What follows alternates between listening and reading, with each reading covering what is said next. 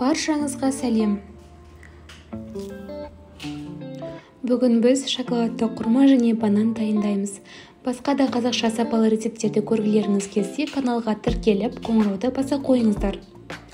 Ораза айында әрдайым хит болатын бұл тағам дастархандарыңыздың көркі болары сөзсіз.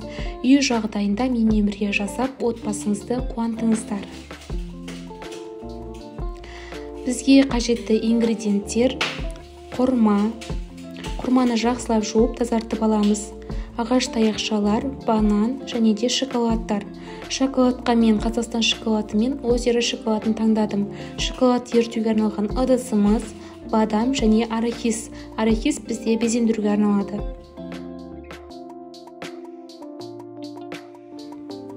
Достар, ендігі кезекте құрманы сүйегінен ажыратып аламыз.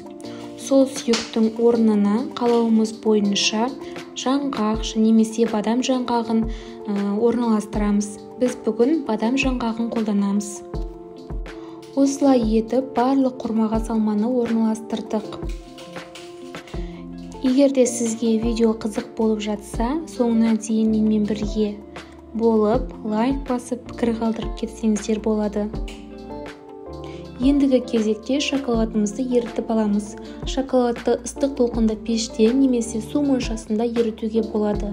Температура ыстық жағдайда шоколад күйіп кететіндіктен әрдайым араластырып отыру керек.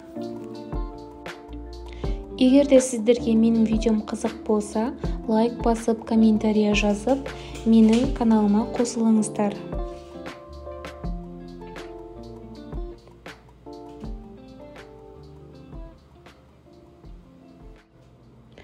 Мінекей, шоколадымызды микротолқынды пеште бірнеше секундқа ұстап, бірнеше рет араластырып, қайта-қайта салып аламыз. Шоколадымыз сұйық болу үшін бізге бір қасық сұйық майды құйып, араластырып, тағы бір рет пешке салып аламыз.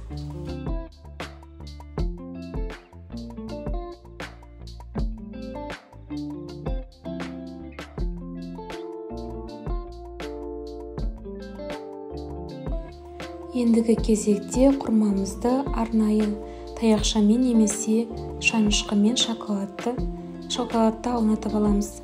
Шоколад кеуіп қалмайынша бетін жаңғақпен, арахис дәндерімен және де басқа да посыпкалармен әдемілеп алсаңыздар болады. Өз фантазияларыңызға ерік беріңіздер.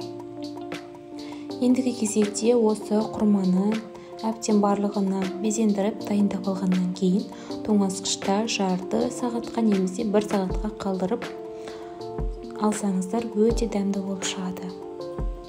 Егер де сіздер тапсырысқа жасайтын болсаңыздар, міндетті түрде кондитерлік дүкендегі шоколадты қолданыңыздар және де королевский құрмасын қолданғандарыңыз дұрыс болады.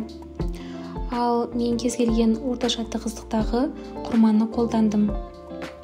Келесі кезекте біз бананымызды алып 3-4 бөлікке бөліп шығамыз. Бананды да тура құрмадағыдай етіп шоколадқа аунатып аламыз. Енді бананды ағаш таяқшаларға қадап шығамыз. Сіздерге менен кішігірім лайфхак: егер де банандарыңыз тым жұмсақ болып жатса, алдын ала тоңазытқышта 30 минут қойып алсаңыздар, қатайып шоколадқа батырған кезде ыңғайсыз болмайды. Нәтижесінде бізде осындай дәмді, әдемі әрі ерекше десерт шығады. Өте оңай дайындалады. Әрқайсымыздың қолыңыздан келеді деген ойдамын. Дастархандарыңыздың сәнін келтіріп, қонақтарыңызды таң қалдырыңыздар.